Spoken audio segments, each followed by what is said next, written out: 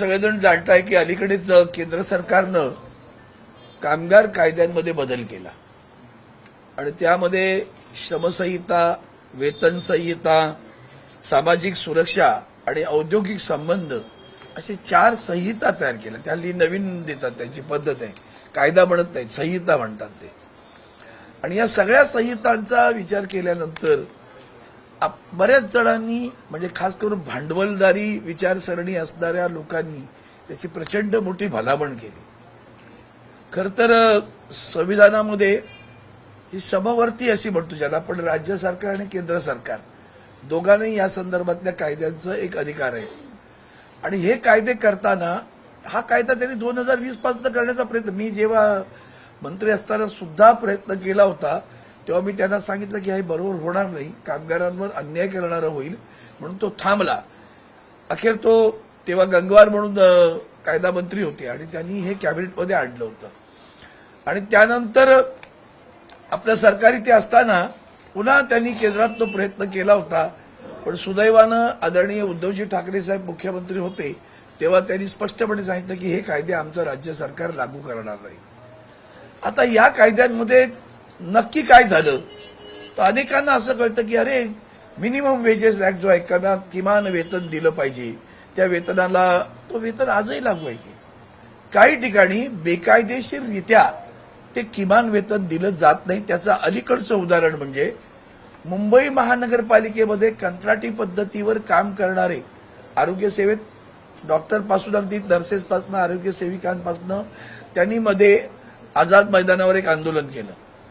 त्यातला एक जो कोणी ठेकेदार आहे, MS एंटरप्राइज म्हणून, त्या ठेकेदारानं त्यांना किमान वेतन तर देत नाहीत, पण तिथल्या महिलांना गर्भारपणाच्या रजा सुद्धा तो देत नाही. असे सगळे अन्यायकारक विषय झाल्यानंतर मी माननीय आयुक्तांना भेटलो, म्हटलं हे फार भयानक आहे, तुम्ही याला पहिल्यांदा रद्दबातल करा. आणि महापालिकेमध्ये तसेही कंत्राटी पद्धतीवर जो राष्ट्रीय या अभियान आहे, याच्या संदर्भातलं आरोग्य अभियान आहे, त्या अभियानांतर्गत येणाऱ्या सगळ्या कामगारांना महापालिकेत काही कंत्राटदार स्वतःचे कंत्राटी कामगार आहेत, पुन्हा या ठेकेदाराकडे दिलेले लोक आहेत. मी त्यांना म्हटलं त्या ठेकेदारांकडचं ते ठेकेदार रद्द करा आणि या सगळ्यांना पुन्हा तुम्ही मूळ तुमच्या कंत्राट म्हणजे महापालिकेच्याकडे थेट घ्या. दरम्यान सरकारने एक तसा चांगला निर्णय घेतला की अशा प्रकारे जी मंडळी काम करतायत राज्य सरकारनं, त्या सगळ्यांना 10 वर्ष सेवा झाली असेल तर त्यांना समावेश करून घ्यावा म्हणून. आता ते ह्या सगळ्या ज्या 1200-1300 लोक कर्मचारी आहेत आणि आहे त्यांना कोण करणार? नगरविकास खात्याच्या अंतर्गत येतं. वेळ कुठे आम्हाला बघायला सगळ्या गोष्टीतलं. कायद्याचं कसा पळवाट केली जाते ती पहा. आता यातला दुसरा कायदा की अनेक ठिकाणी अलीकडे casual labour, fixed term labour, contract labour ह्या ज्या काही पद्धती आल्या आहेत त्या इतक्या भयानक आहेत की त्याचे जे दुष्परिणाम कामगारांना भोगावे लागतात ते भयानक आहेत. त्यातला कॅज्युअल लेबरचा एक किस्सा सांगतो तुम्हाला. म्हणजे आपल्या मुंबईमध्ये नेव्हल डॉक आहे, त्या नेव्हल डॉकमध्ये कॅज्युअल लेबर आहे. कॅज्युअल लेबरचा अर्थ असा होतो की कॅज्युअल काम, छोटंसं काम, बाबा या कार्यालयाला रंगकाम करायचं आहे, कॅज्युअल वर्क आहे, कंत्राट दिलं, रंगकाम झालं, त्याचं काम झालं आपलं.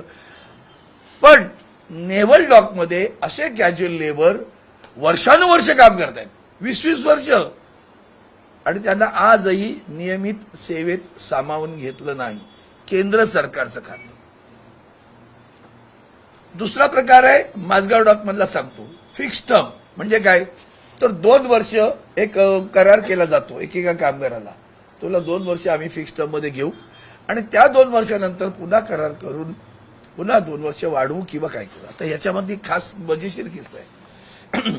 हा करार युनियनच्या मार्फत करणार का तर नाही, अगदी व्यक्तिगत पण करू शकतो.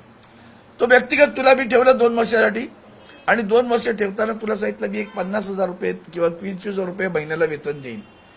2 वर्षानंतर फिक्स्ड टर्मच्या कर्मचाऱ्याला पुन्हा सेवेत घ्यायचं झालं तर तोच पगार देऊ, असं कुठेही त्याच्यामध्ये शाश्वती नाही. किंबहुना 2 वर्षानंतर पगारवाढीची शाश्वती पण नाही. म्हणजे मग तो सांगेल मला मी तेव्हा दिले तुला 50, आता जमत नाही. त्याची उदाहरणं तुम्ही आता सेवा क्षेत्रामध्ये पाहता. म्हणजे इन्फोसिस, विप्रो या ठिकाणी तेथूनच्या कर्मचाऱ्यांचा पगार निम्म्यावर आणला होता, आठवतं सगळ्यांना ना. काय करू शकले? पुन्हा या सगळ्याचे अर्थकारणावर प्रचंड दुष्परिणाम होतात. म्हणजे उदाहरण द्यायचं झालं तर आता समजा विप्रो किंवा इन्फोसिस आपल्या हिंजवाडीला पुण्याला, तिथं बऱ्याच जणांचे प्रेमविवाह झाले, सगळा पगार चांगला होता, 1-1 लाख रुपये महिन्याला पगार त्या काळात, म्हणजे 15-20 वर्षापूर्वी. सगळ्यांनी घरं घेतली. आता पती पत्नी दोन्ही एका ठिकाणी काम करतायत आणि पगार फटकन 50% आला. काही ठिकाणी तर नोकऱ्याच गेल्या. जेट एअरवेज आहेत, किंगफिशर आहे. त्यांचं पुढं काय झालं याचं कुणाला कल्पना आहे का? पुढे काय वाताहत लागली याची? तुम्ही कायदे करता तेव्हा त्यांची वाताहत काय लागते? नोकिया कंपनीमध्ये मद्रासला 40 वर्ष वय होऊन गेली. 8-10 हजार कर्मचारी एक फटकन कंपनी बंद करून टाकली. बघ, रस्त्यावर आला कर्मचारी. माझगाव डॉकमध्ये 7 वेळा फिक्स टर्म झाल्या. 14 वर्ष सर्व्हिस झाली. अजूनही नियमित केलं जात नाही. मग नियमित करताना पुन्हा परीक्षा वगैरे घेणं, त्यात तो आला उत्तीर्ण झाला तर ठीक, नाही तर गेलं बाद. हे जे काही प्रकार आहेत, कामगारांना संरक्षण दिलं तुम्ही? कुठलं संरक्षण दिलं तुम्ही? सामाजिक सुरक्षा जे काय म्हणता ते कुठे याच्यामध्ये? म्हणजे काय आता कंत्राटी, हे आमचे चाळके साहेब माझ्यासोबत आहेत, आमच्या युनियनचे जनरल सेक्रेटरी आहेत. हे काही काळ त्या जेट एअरमध्ये व्हाईस प्रेसिडेंटच्या पदावर काम करत होते. आता त्यांना विचारा तुम्ही, आज ऍक्सिस बँक आहे किंवा आणखीन आयसीआयसी बँक, या सगळ्या बँकांमध्ये आपले मुलं जी तरुण मुलं नोकरीला लागलीत क्लेरिकलच्या मध्ये, किती वर्ष त्यांना विचारा. मिनिमम वेजेस दिले जातात. ती मुलं आमच्याकडे आली, आम्हाला पगार वाढ देत नाही. आम्ही मॅनेजमेंटशी बोलायला गेलो तर बँक म्हणजे कंत्राटी कामगार आहेत, आमचा काही संबंध? कंत्राटदार ठेकेदाराशी बोला. ठेकेदार म्हणतो मी द्यायला तयार आहे, पण मॅनेजमेंट मला पैसे वाढवून देत नाही. वेडबिगारी सुरू आहे बरं का, वेडबिगारी.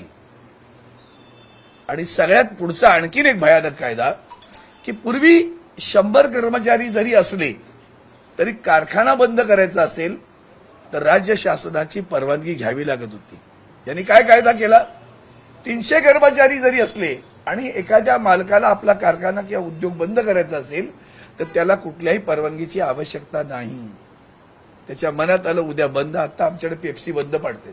चेंबूरला पेप्सी कारखाना आहे, चाललंय त्यांचा शिफ्ट करायचा. जे आपसातले प्रचंड स्पर्धा असतात, त्या स्पर्धांमध्ये एकमेकांचा जीव घेणा स्पर्धा सुरू आहेत. म्हणजे कोणतरी नवीन एखादं पदार्थ विक्री करतो, आणतो, स्वस्तात देतो, आपण सगळेजण त्याचे बळी आहोत. म्हणजे उदाहरण द्यायचं झालं, टेलिकॉम सेक्टर घ्या. कालपर्यंत इथं एमटेल नव्हतं, आता कुठे आहे कल्पना आहे का तुम्हाला? कायद्याची काही तरतूद केली घोषणा एमटेल कंपनी गुंडाळली म्हणून? नाही ना. मग बीएसएनएल कडे गेलं, बीएसएनएल ची सेवा मिळते का? नाही ना.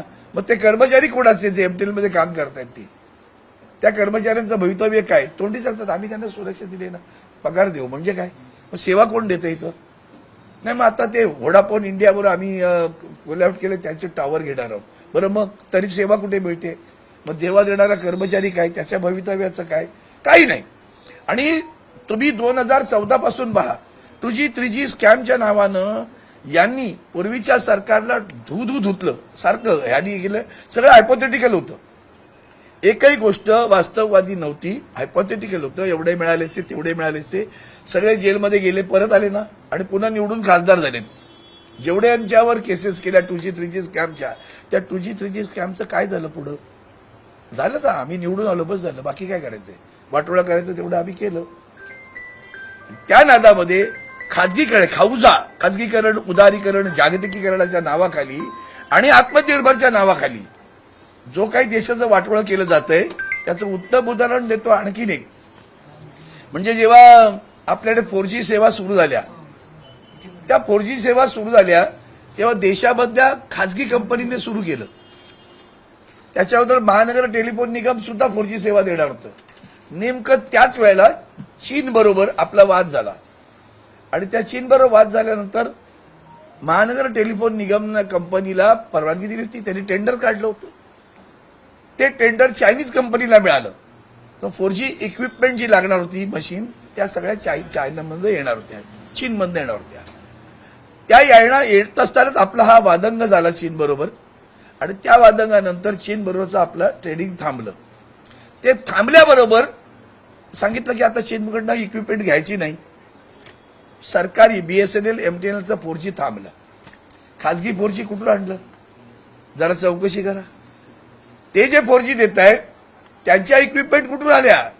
चीनमधनं आल्या, जपानमधनं आल्या, फ्रान्समधनं आल्या, कुठून आल्या? म्हणजे भारतीय कंपनीला घ्यायचं नाही. आणि मग काय सांगितलं? आत्मनिर्भर. मी माननीय पंतप्रधानांना पत्र दिलं, याचं स्वागत करतो मी, कारण आत्मनिर्भर होण्यासारखी आनंदाची गोष्ट नाही. पण जी गोष्ट या देशात बनतच नाही, तयारच होत नाही, ती इक्विपमेंटच येत नाही, ती तुम्ही करणार कसे? मग त्या कंपनीला रिटेंडरिंग करायला द्या. चीन सोडून जगातील इतर कंपन्यांकडनं 4G इक्विपमेंट घेता येईल. घेऊ दिलं नाही, घेऊ दिलं नाही.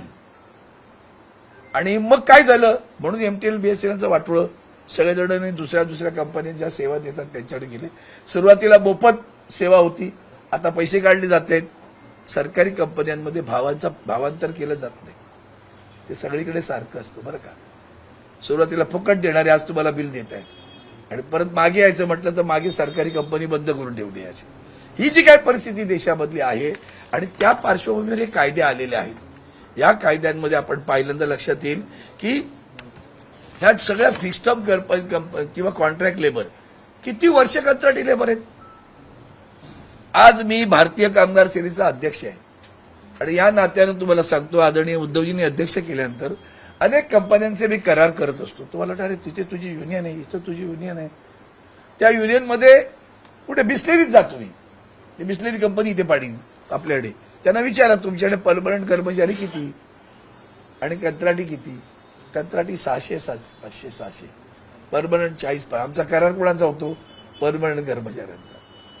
काही वेळेला कंत्राटी कर्मचारी करतो आम्ही काही ठिकाणी करार, पण हा प्रकार लक्षात घ्या की आयुष्यभर कंत्राटी. आणि मग त्याचे आणखीन दुष्परिणाम सांगतो. मग याचा देशाच्या अर्थकारणावर कसा परिणाम होतो? तर तुमच्या खिशात पैसे असेल तेव्हा तुम्ही बाजारात घ्याल ना. सरकारनं काल परवाकडे जीएसटीचा जो काय अगदी उपकार केल्यासारखं, आम्ही जीएसटी कमी केली. अरे लादली तुम्हीच ना, लुटलं तुम्हीच ते जीएसटी करून. का केलं? कारण जगाच्या बाजारपेठेत आपलं किंवा देशाच्या अर्थकारणामध्ये प्रचंड परिणाम याचे अर्थकारणावर दिसू लागले. जीएसटीचं उत्पन्न कमी होऊ लागलं कारण लोकांची खरेदीची ताकदच कमी झाली. आता मी मगाशी तुम्हाला इन्फोसिसचं उदाहरण दिलं. ते दोघं जण कर्मचारी जेव्हा जातात किंवा कमी होतो पगार, तेव्हा बाजारात ते काय खरेदी करणार आहेत? म्हणून जीएसटी कमी केला तुम्ही. इकॉनॉमी असं हे अर्थकारणाचं सर्कल असतं. आता याच्यातला आणखीन एक गर्भ महत्वाचा, प्रधानमंत्री आवास योजना काढता, आणखीन काही घरं घ्यायचे काढता. कंत्राटी कर्मचारी हे तुला अगदी तुम्ही समजा तुम्ही कॉन्ट्रॅक्टवर कुठल्या कंपनीत आहात आणि तुम्ही बँकांमध्ये गेलात की मला घर घ्यायचंय आणि मला घरासाठी कर्ज द्या, बँका तुम्हाला सुद्धा कर्ज देतात का पहा. ठीक आहे म्हणे तुला 1 लाख असेल पगार, 50,000 असेल पगार, कर्जाची परतफेड कशी करणार तू? नाही मी आहे ना, चांगल्या कंपनीत आहे, पण कसा आहेस तू? कंत्राटी. उद्या तुला काढल्यावर माझ्या कर्जाची परतफेड कोण करणार? मग त्याला घरं घेता येतात का? केला कधी विचार छोटा? त्यांच्या मेडिकलच्या, औद्योगिकच्या ह्या सगळ्या फॅसिलिटीचा विचार केला? पण सगळं अशाश्वत निर्माण केलं. शाश्वताकडून अशाश्वताकडे नेणारा हा कायदा आहे जो सगळ्या कर्मचाऱ्यांना सुरक्षा देत होता, त्यांना कायद्याने लढण्याचे हक्क देत होता, संप करता येत होता, भांडता येत होतं. हे सगळं पंगू करायचं आणि भांडवलदारांना जे योग्य वाटतं, हायर अँड फायर असं म्हटलं जातं, आणि त्या नावाखाली या सगळ्यांची एकजूट एकता जो लोखंडे, मेघजी लोखंडे यांनी त्यावेळेला हा कायदा आणला. बाबासाहेबांनी महिलांनंतर अधिक त्या कायद्यांमध्ये तरतुदी करून दिल्या. महिलांच्या बाबतीतल्या गर्भारपणाच्या रजा असतील, आणखीन सुट्ट्या असतील, या सगळ्या बाबासाहेब आंबेडकरांनी संविधान करताना केल्या. त्या सगळ्यांवर आता घाला येणार आहे आणि म्हणून या कायद्याला कडाडून विरोध करण्याचं काम भारतीय कामगार सेना करेल. किंबहुना यामध्ये सर्व कामगार संघटना कशाही एकत्र येतील. जसं शेतकऱ्यांच्या बद्दल कायदा केला होता आणि तो कायदा शेवटी सरकारला मागे घ्यावा लागला. याही कायदा तसा त्यांना आणता आला नव्हता, अजूनही त्याचे नियमन झालेलं नाही. पण या पद्धतीनं ही कामगार आणि चळवळ तर सोडाच, चळवळ राहू दे बाजूला, पण कामगारांचं आयुष्य उद्ध्वस्त करणारं, त्यांना कुठलंही शाश्वत न देणार, अधिकार न देणारे असे संहिता आहेत. त्यांना विरोध करण्यासाठी मी आज ही पत्रकार परिषद घेतली. आपले काही प्रश्न असतील तर जरूर विचारा. याच्या अगोदर 27 ते 28 कामगार कायदे होते, याच्यामध्ये चार संहिता केल्या त्यांनी. फायदा तोटे याच्या अगोदर बैठका झाल्या होत्या, झाल्या असतील तर त्यावेळी तुम्ही काही प्रश्न उपस्थित केले होते? हो, तुम्हाला कल्पना आहे. मी आता मगाशी षटभर बोललो होतो की मी नशिबाने तेव्हा मंत्री होतो. आदरणीय उद्धवजींनी मला त्यांच्या कॅबिनेटमध्ये मंत्री केलं होतं आणि तेव्हा जे आलं मंत्रिमंडळात तेव्हा मी त्याला कडाडून विरोध केला होता. त्यानंतर सुद्धा त्यावेळेला जेव्हा 2020ला कायदा रेटण्याचा प्रयत्न झाला तेव्हा सर्व कामगार संघटनांनी मिळून जोरदार विरोध केला. म्हणून त्या कायद्याची अंमलबजावणी ते करू शकले नाही. मग त्यांनी नवीन आयडिया न्याय संहिताच आहेत ना सगळ्या. ती न्याय कुठे मिळतोय तोही बघा. देशामध्ये सध्या न्याय व्यवस्था काय करते तेही तुम्हाला दिसतंय. तर त्या दृष्टीनं आपल्याला सगळ्याच गोष्टीला विलंबाने अधिकार काढून घेण्याचं हुकुमशाहीकडे वाटचाल कशी चालू आहे त्याचा हा गर्भित इशारा यामधून सुद्धा आपल्याला मिळतो. करणार ना. आता मी आज ही जाणीवपूर्वक पत्रकार परिषद घेतली. भारतीय कामगार सेना मग ह्याच्यामध्ये पुढाकार घेईल आणि सर्वच कामगार संघटना, तुम्ही पाहिलं असेल की सर्व कामगार संघटनांनी याच्यावर कडाडून विरोध केलेला आहे. काहींनी अग्रलेख लिहिल्यानंतर बाजूला जेव्हा लोकांची वाचकांची पत्र येतात त्या वाचकांची पत्र वाचली तरी तुम्हाला कळेल. पेन्शन आता ईपीएस पेन्शन काढली. ती पेन्शन आपल्याच घरात पालक असतील काही, किती मिळते रे? 1200-1500 रुपये. 2014 पासून खरं तर न्यायालयानं निर्णय दिला की किमान पेन्शन 9,000 रुपये करा. तर ते सुद्धा या शासनानं आजपर्यंत केलं नाही. 2014 पासून 2026 आहे. आजही जुने पेन्शनधारक आधी इथं हा वेगळं एक आणखीन आंदोलन आहे सरकारी कर्मचाऱ्यांना, आम्हाला सरकारी जुनी पेन्शन द्या म्हणून. त्या पेन्शनमध्ये सुद्धा त्यांनी आता एक नवीन काढलं नियम, तुम्हाला वाढीव महागाई भत्ता वगैरे मिळणार नाही, पेन्शन आहे तशीच मिळेल. ती पण तशी फिक्स करून टाकली. एवढंच ही पेन्शन मिळते, तीच पेन्शन 80 रुपये, वाढीव महागाई भत्ता वगैरे काही मिळणार नाही. या संदर्भातला सगळ्या ज्या खऱ्या मूलभूत सवलती आहेत त्या काढून घ्यायच्या. आता ईपीएस मध्ये सांगा एवढी महागाई आहे, 1200 रुपये पेन्शन घेणाऱ्या या वृद्ध आमच्या बांधवाला आपल्या मुलांकडे हातपाय पसरडायला लागणार की नाही? ही परिस्थिती आहे देशामध्ये आणि याचा सुद्धा आपण विचार केला पाहिजे. ती ईपीएस पेन्शन वाढवावी म्हणून त्यांची सत्ताधारी पक्षाच्या सुद्धा काही लोकांनी मागणी केली होती. मी तर सतत धरून आहे ती मागणी, पण करत नाहीत. आणि हे सरकार गोरगरिबांचं नाही, हे सरकार कामगारांचं नाही, हे सरकार शेतकऱ्यांचं नाही, हे सरकार फक्त भांडवलदारांचं आणि श्रीमंतांचे चोचले पुरवण्यासाठी आहे. याची आपण सगळ्यांनी खवार गंभीर दखल घेण्याची गरज आहे. सुप्रीम कोर्टामध्ये स्थानिक स्वराज्य संस्थांच्या निवडणुकीच्या संदर्भात काही निर्णय झालेला आहे. त्यामध्ये सांगितले की 50%च्या वरती ज्यांचं आरक्षण राहणार आहे, जे आता महापालिका आणि झेडपीचे इलेक्शन्स आहेत, तर ते जाऊ देऊ नये. आणि त्याचमुळे झेडपीच्या अगोदर कदाचित मुंबई महापालिकेसह सर्व महापालिकांच्या निवडणुका ह्या झेडपीच्या अगोदर घेतल्या जातील आणि कदाचित आठवडाभरात त्या संदर्भातला कार्यक्रम केला. मी सहज पण मी मुद्दा म्हणून जाणीवपूर्वक बोललो नव्हतो. काय बोलायचं न्यायालयावर सांगा तुम्ही? म्हणजे घटनापीठाचा निर्णय आहे बरं का तो, घटनापीठाचा निर्णय.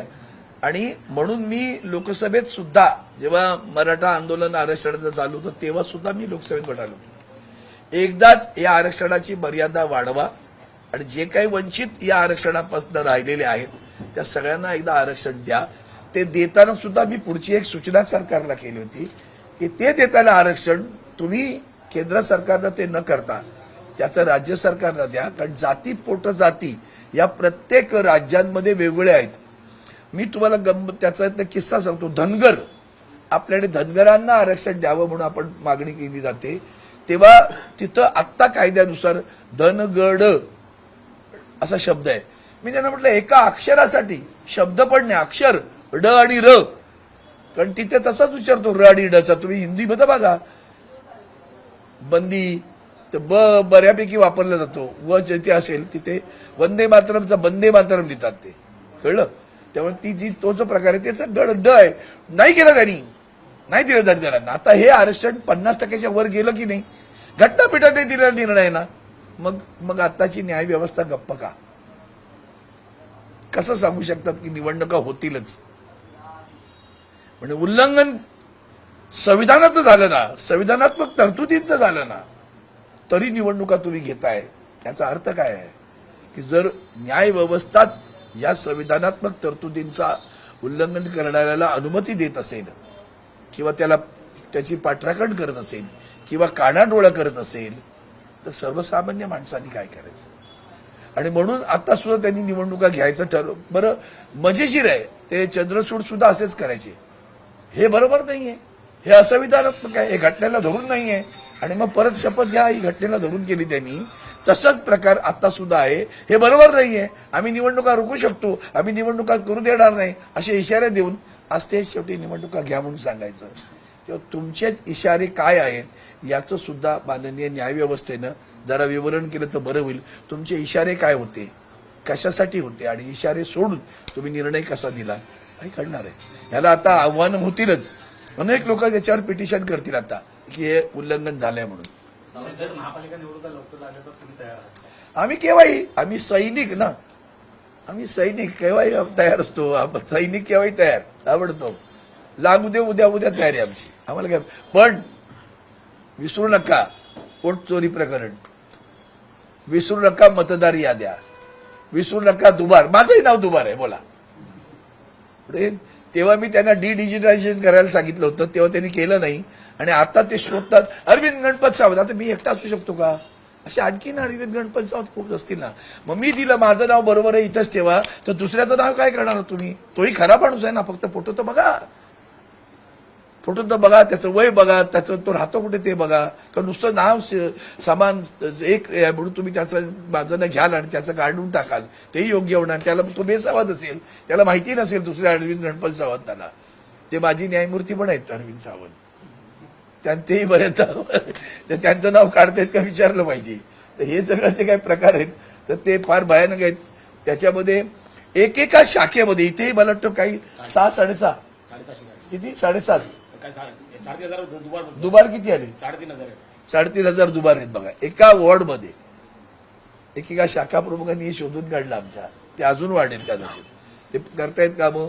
पण हे काम त्यांचं आहे, निवडणूक आयोगाचं आहे. ते जबाबदारी दुसऱ्यावर ढकलतात, एकमेकावर ढकलणं सुरू आहे. मी केंद्रात जेव्हा मुख्य निवडणूक आयुक्तांना भेटलो तेव्हा त्यांना मी म्हटलं, हो त्यांना मी त्या नवी मुंबई महानगरपालिका आयुक्तांच्या घरावर जे काही 100 दिवशी नावं झालीत ते विचारलं.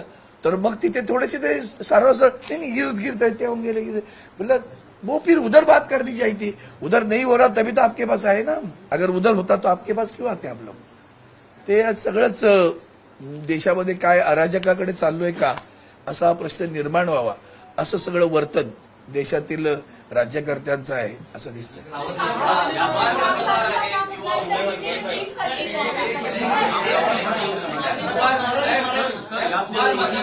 वाटप होत आहे, स्वतः निलेश राणे सुद्धा आरोप करतायत कोकणामध्ये अनेक ठिकाणी बॅगांमध्ये पैसे तिथे आरोप केले आणि सावंतवाडीत एकत्र प्रचाराला गेले. आता तुम्हीच ठरवा काय करायचं. कणकवलीत आरोप आहे, सावंतवाडीत एकत्र आहेत. रवींद्र चव्हाण म्हणतायत की 2 तारखेपर्यंत आम्हाला युती टिकवायची आहे. म्हणजे पुढे शिंदेचं भवितव्य काय ते त्यांना विचारा. मूळ मुद्दा असं आहे, अरे आम्ही तर सातत्याने म्हणून आलो आहोत. खरं तर पुन्हा आता तुम्ही मूळ मुद्द्यावर आलात. कायद्यात तरतूद काय आहे? हो, माझं सर्वोच्च न्यायालयाला सुद्धा या माध्यमातून प्रश्न आहे, कायद्यात तरतूद काय आहे? कायद्यातली 10 जो आर्टिकल आहे त्याच्यात काय म्हटलं झालंय की हा जो काय आयराम गायराम प्रकार बंद व्हावा म्हणून राजीव गांधींनी, तत्कालीन माननीय राजीव गांधींनी हा कायदा आणला. आणि मग म्हटलं 2/3 जर एखाद्या पक्षाची माणसं जर फुटत असतील तर त्यांना गट म्हणून मान्यता मिळणार नाही, त्यांना बाहेर जाता येईल. पण त्या 2/3 आपल्या दुसऱ्या पक्षात कुठेतरी सामावून घ्यावं लागेल, त्यांनी समाविष्ट व्हायला पाहिजे असं कायद्यात तरतूद आहे. मुळात 2/3 सुरुवातीला नव्हते, मग 2/3 कसे झाले, 700 मानू, मग त्यात कुठे समावेश झाले? हो, घटनेत ती तरतूद आहे ना. बरं, तो कायदा जो आहे त्याप्रमाणे तुम्ही 2.5 वर्ष त्यांनी मजा मारली, 2.5 वर्षात तुम्ही न्याय द्यायला पाहिजे होता, तो दिला का तुम्ही? Justice delayed, justice denied, and right now it is being denied continuously by the Supreme Court. I'm saying Ravindra चव्हाणवर हे जे आहेत ना, आता त्यांचं नाव घेतलं तुम्ही म्हणून मी घेतला होतो. त्यांचा जो काय भुरटे चोरासारखा उद्योग सुरू आहे, सगळीकडे पैसे बेकाडी माझ्याकडे या. आता त्यांनी मध्यंतरी आमच्या मुंबई विमानतळावर, आपल्याला कल्पना आहे की भारतीय कामगार सेनेच्या सगळ्या युनियन्स आहेत सगळीकडे, तिथं कोणतरी असे असतातच. शेवटी काही 100% लोक समाधानी नसतातच. काही ना पदासाठी असतात, काही ना ते जसे गेले, काही ना भीती असते नोकरी जाईल म्हणून, काही ना पदं पाहिजे असतात. तेच राजकारणात आहे. काही ना पदं पाहिजे होते, काही ना जेलला मग जायचं नव्हतं म्हणून तिकडे गेले ईडीबीडीच्या भीतीने. तसे इकडे काही लोक गेले. गेल्याबरोबर विमानतळावरचा प्राधिकरणाचे अधिकारी त्यांना काल युनियन निर्माण झाली, तिचं रजिस्ट्रेशन झाले का हेही विचारत नाही, त्यांचे किती सभासद आहेत हेही विचारत नाही. त्यांना शक्त जागा दिली जाते, कार्यालयाला जागा दिली जाते. मान्यताप्राप्त संघटना आहे, मेजॉरिटी युनियन म्हणून जर ठरवलं जातं, ती गोपनीय पद्धतीने असेल किंवा मेंबरशिप तुम्हाला दाखवावी लागते. 3 वर्ष सातत्यानं, 3 वर्ष सातत्यानं माझे एवढे सभासद आहेत, कायद्यातली तरतूद, आणि त्यानंतर त्या संघटनेला मान्यता मिळते. अशी कुठलीही मान्यता नंतर तिथं या सरकारच्या दबावाखाली पोलीस पण तसेच वागतात. दबावाखाली धडाधड तिथं जाऊन ऑफिसेस उघडली त्या एअरपोर्टवर. त्यांनी उघडलं रवींद्र चव्हाणांनी, म्हणून मग मिंद्यांनी पण उघडलं जाऊन, त्यांनाही परवानगी. बाजार मांडलाय की नाही? कुठे कायदा आहे? पूर्ण दादागिरी सुरू आहे. हे पैसे वाटप आहे ना, ते खुलेआम त्यांनी दाखवलं. माझं म्हणणं आहे, निवडणूक आयोग झोपलंय का आता? पाहिलं का तुम्ही? मोठं कारवाई करायला पाहिजे ना. चक्क दाखवल्यानंतर सुद्धा कारवाई होत नाही, याचा अर्थ काय आहे? म्हणूनच पडवलं अराजकाकडे वाटचाल आहे. कणकवलीत आरोप, सावंतवाडीत एकच. कशाचं होतं काय? ते अंबरनाथवर ना सर, एकनाथ शिंदे असं म्हणतात की अटलजींनी केलेली युती अरविंद यांच्यासोबत सगळी चर्चा झाली किंवा सगळं आता वाद सुरू आहेत कोकणातले, त्यानंतर असं ते म्हणतात. आता मजेशीर आहे. खरं तर त्यांनी अटलजींचं पण नाव घेऊ नये. भारतीय जनता पक्ष तो राहिलाच नाही. Party with difference. Atalji, Advani ही जी काही पिढी होती, सुषमा स्वराज, ही पिढी भारतीय जनता पार्टीची केव्हा संपली. आताची बाजारू पिढी आहे. त्या बाजारू पिढीकडनं बाजारू व्यवहार सुरू आहेत. आणि बाजारात कसे विक्रीला ठेवतात माणसं, विकत घ्या, खरेदी करा, विका. काल तुमच्या समोर भारतीय जनता पार्टीच्या एका आमदारानं चक्क बांगरांनी 50 कोटी घेतले आरोप दाखवला की नाही? मग जनता आपल्या देशातील आणि महाराष्ट्रातील जनता काय बघते? खरा प्रश्न आता जनतेला आहे, तुम्हाला हा भ्रष्टाचार मान्य आहे का? जनतेला प्रश्न आहे आता, तुम्हाला हा भ्रष्टाचार मान्य आहे का? तुमच्याही घरात पैसे देऊन मतं घेण्याची असतील तर मग आपण कुठं चाललोय याचा विचार करा. तुम्ही स्वतःला संविधानानं, बाबासाहेब आंबेडकरांनी दिलेला अधिकार यामध्ये गमावतोय, याचं लक्ष आपल्याला आलं पाहिजे, असं माझं म्हणणं आहे.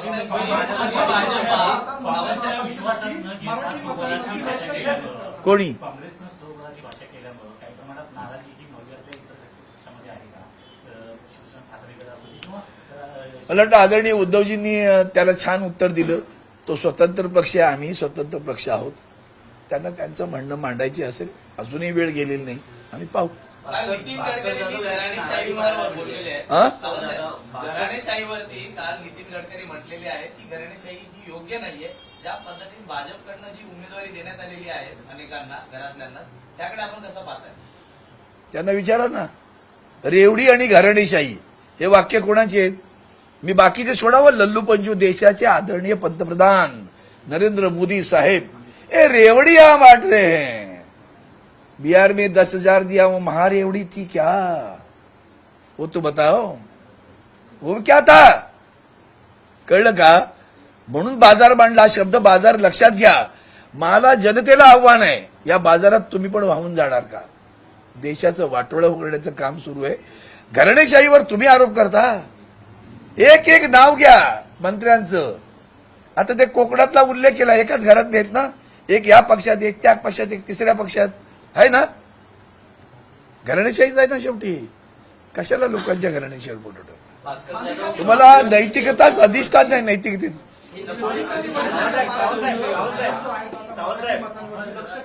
हा, भाजप जो आहे तो मराठी मतांवरती लक्ष केंद्रित करतोय. त्यांचे जे बूथ प्रमुख आहेत ते घरोघरी जाऊन प्रचार करणार आहेत. ठाकरेंनी मुळात असं आहे, त्यांचा हिंदुत्वावर पण विचार आहे की नाही. काल बघा, आदरणीय उद्धवजींनी राज्यसभेमध्ये एटिकेट्स असा एक नियम काढला अधिवेशनाच्या पार्श्वभूमीवर.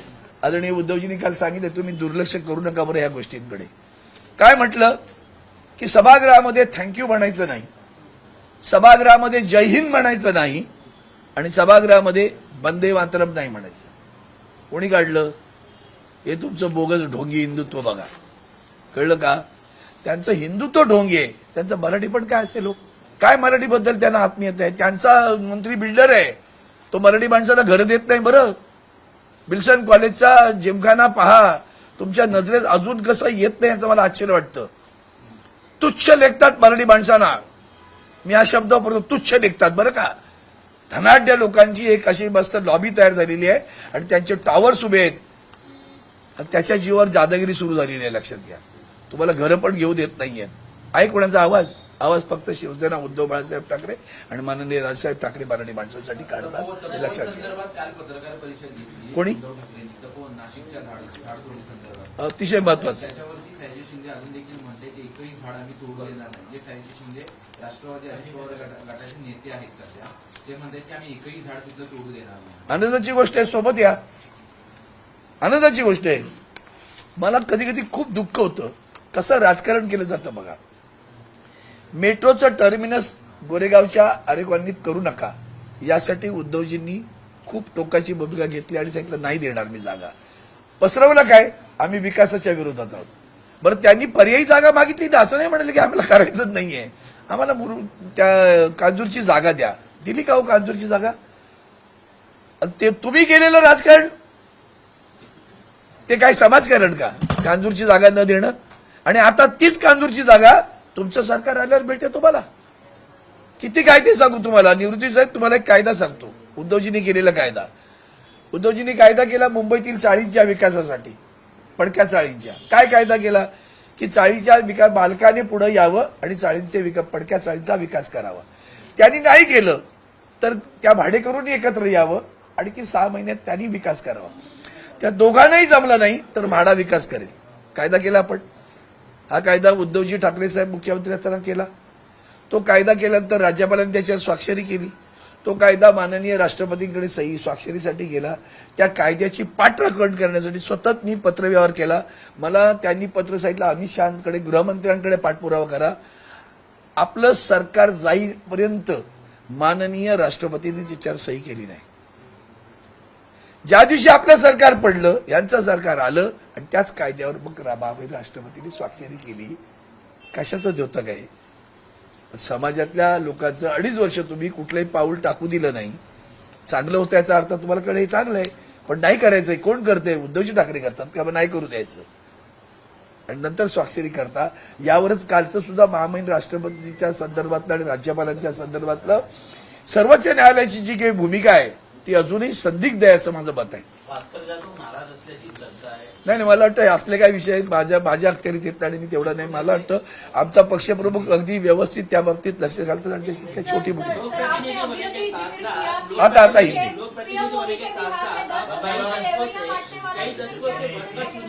हिंदी हिंदी में वो भी बच गए. सर, आपने अभी भी जिक्र किया पीएम मोदी जो है बिहार में 10,000 की रेवड़ियां बांट रहे, सर क्या कहना चाहेंगे? 100% कहूंगा दोबारा.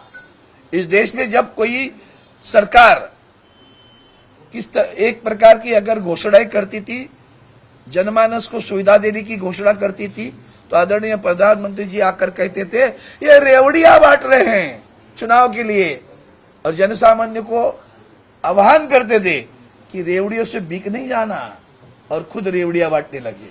अब वो तो रेवड़ी छोटी छोटी थी.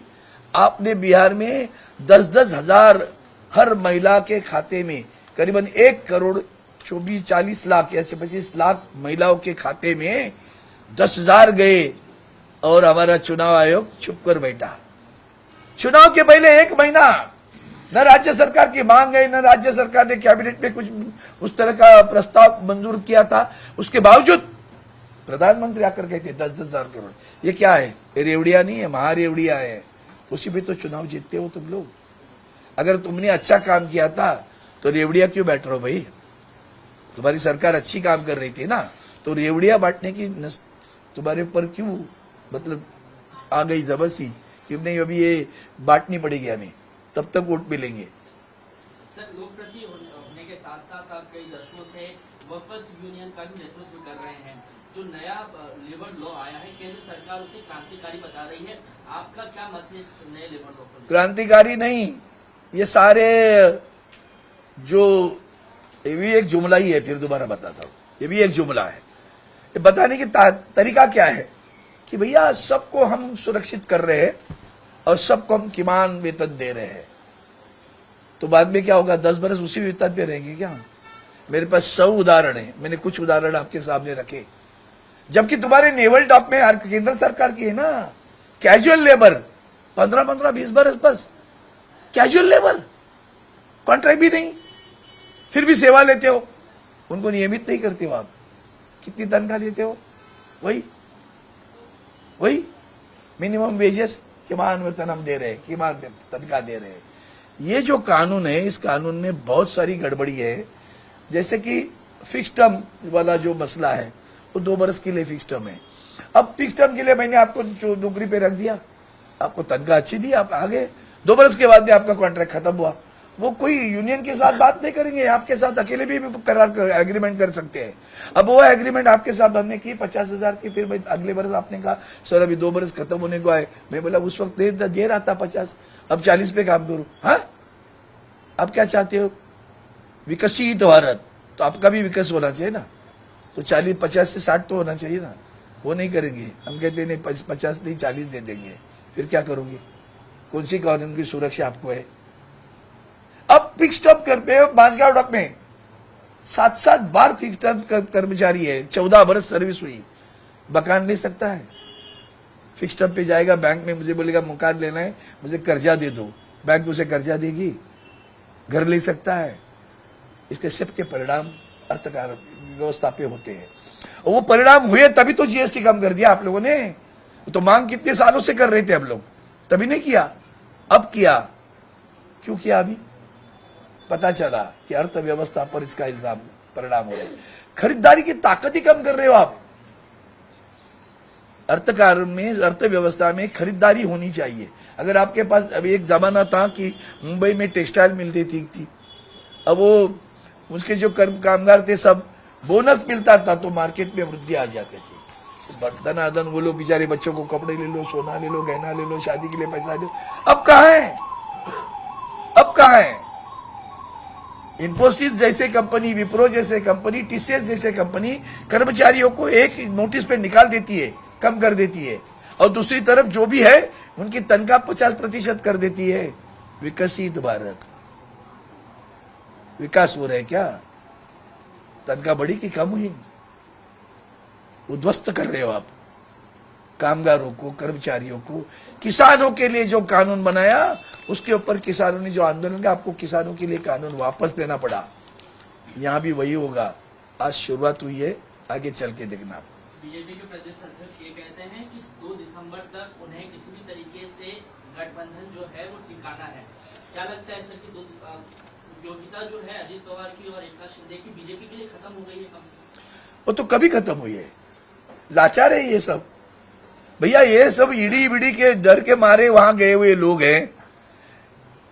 जिंदगी में कभी देखा आपने एक उप मुख्यमंत्री बार बार जाकर दिल्ली के गृह मंत्री के पैर छू रहा है? बस एक ही वाक्य में समझ जाओ। तो लाचार लोग यहाँ है, भ्रष्ट लोग हैं, ईडी की कार्रवाई से डरने वाले लोग हैं, और इसलिए सब सत्यानाश हुआ है। इनको तो नचा रहे वो लोग, डांट रहे। आप देखो वहां क्या क्या, एक कहता है ये रावण की है, दूसरा कहता है इनका अहंकार मैं जला दूंगा। आपस में वहां चल रहे चुनाव में उनके नारे आप देख लो, फिर समझ में आएगा। कंटोली में उनके पार्टी, जो गठबंधन की पार्टी का एक विधायक जाकर पैसे पकड़ के देता है खुलेआम कि देखो भ्रष्टाचार कैसे है, वही जाकर सावंतवाड़ी में हाथ मिला के दूसरे चुनाव में एक साथ में लड़ते हैं। क्या है? शिंदे जब आपसे अलग हुए थे तो बहुत एक बयान चर्चा में था कि कांग्रेस के साथ हमें गठबंधन करना पड़ा, कांग्रेस के साथ हम जाकर बैठे, बहुत शर्मिंदगी महसूस होती थी, इसके लिए अलग आ गए। अब जब लोकल बॉडीज के चुनाव होने से दूर दराज गाँव में कांग्रेस के साथ ही उनके गठबंधन दिखाई दे रहे, उसको क्या कहेंगे? पहली बात ऐसी देखिए, वो जो इकट्ठा आए थे वो संविधान को खतरे में था, संविधान आज भी खतरे में है। ये बस समझा कि वो काम खत्म हुआ, तभी तो वोट चोरी के प्रकरण हम ला रहे हैं। अब रही बात, भाई हर पार्टी के कार्यकर्ताओं को कहीं तो अवसर मिलना चाहिए। वो अवसर ऐसे छोटे चुनाव में मिलता है, तो अब सारे पार्टियों के नेताओं ने कहा कि जाकर जो चाहिए वो अपने स्तर पर जो सही लगे वो करो। तो सही लगा, लोगों ने कहीं गठबंधन बनाया, कहीं नहीं बनाया, कहीं अकेले लड़ रहे, कहीं साथ में लड़ रहे। तो होता रहता है, उसमें कोई बड़ी बात है ऐसे मैं समझता नहीं। धन्यवाद। काल उद्धव ठाकरे यांनी तपोवनाचा प्रश्न घेतला. आज राज ठाकरे यांनी देखील फेसबुक पोस्ट लिहिलेली आहे. त्यांचं म्हणणं आहे की विकासाच्या नावाखाली झाडं तोडता, परत झाडं लावायचं आश्वासन देता, पण परंतु असं कधी होत नाही.